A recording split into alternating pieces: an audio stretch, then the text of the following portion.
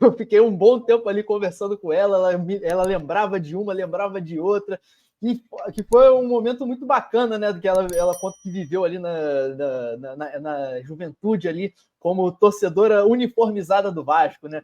Ela que veio de Portugal aos 5 anos, veio para o Brasil, né? Morou ali em Vila Isabel, chegou depois a morar no Maracanã, antes de vir para a Ilha do Governador, mas foi uma das primeiras fundadoras da TUV, a torcida uniformizada do Vasco, que foi um desmembramento da TOV, da torcida organizada do Vasco, que é muito conhecida, famosa aqui entre os torcedores vascaínos, né? E essa torcida foi a primeira torcida uniformizada, a primeira torcida onde todos os torcedores tinham um uniforme padrão, né? Com as cores do Vasco, com o escudo, com a Cruz de Malta. E foi até curioso que ela me lembrou que a estreia oficial da torcida, porque a torcida já existia, o grupo de torcedores já existia. Ela conta que começou com o irmão dela, que tinha um pessoal que se juntava para fazer quase com uma vaquinha ali para poder fazer a festa no estádio em São Januário, e depois no Maracanã, que foi construído para a Copa do Mundo de 50, né? E ela fala que juntava dinheiro para comprar bandeira, para comprar faixas, comprar fogos de artifício. Mas depois eles resolveram oficializar com o apoio do então diretor social do clube, o Álvaro Ramos. E o dia da estreia da torcida, ela brinca que foi contra o Botafogo.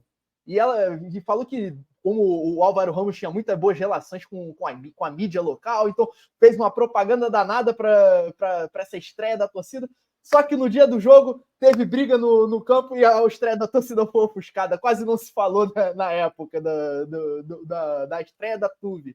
Mas, enfim, foi um momento bacana que ela que viveu, né? Que viajou pelo estado do Rio de Janeiro todo, visitou estádios, esteve aqui no Luso Brasileiro para ver Vasco e Portuguesa. E foi até para Niterói para ver o antigo Canto do Rio, o time que já está licenciado, o time que não disputa mais as competições da FERJ. E na época existia o estádio em Niterói, ela falava que ia para a praia para depois ir para o estádio. Conheceu os jogadores do Vasco na época, ela fala que achava o Maneca, um jogador do final da década de 40 até o início dos anos 50, era um dos grandes jogadores do Vasco. Ela falava que o Maneca era lindo, que era muito educado, gostava muito dele. Enfim, ela tem muitos relatos bacanas, né, nesse momento em que ela foi torcedora organizada do Vasco, mas acabou tendo que abandonar um pouco as atividades, né, por questões pessoais, profissionais, acabou se afastando um pouco da arquibancada, mas guarda até hoje com muito carinho. Veio morar na ilha, né? Com 36 anos ela veio morar aqui na Ilha do Governador, criou a sua família toda aqui na Ilha do Governador, mas sempre acompanhando o time de coração, né? Ela que fala que hoje não assiste mais os jogos porque ela fica muito nervosa, o coração não aguenta, mas fica sempre sabendo dos resultados. Ela guarda até hoje matérias, fotos da época em que ela teve na torcida organizada. Enfim, uma história muito legal. E parar para conversar com a Dona Margarida dá uma boa tarde de conversa, de histórias bacanas e de casos curiosos. Ela me contou, Daniel, que na época, até hoje, não pode, né, entrar com fogos de artifício no estádio, mas naquela época eles conseguiam fazer uma malandragem para poder entrar.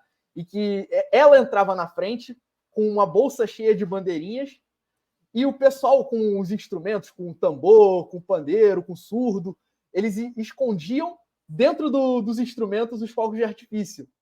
E aí ela despistava a segurança, falava aqui, ó, olha a minha bolsa aqui, não tem nada, só tem bandeira, só tem coisa.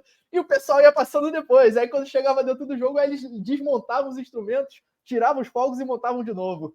Enfim, eram as malandragens da época, mas que eram outros tempos, o tempo onde não tinha tanta confusão, não tinha tantas brigas como hoje a gente vê nas organizadas.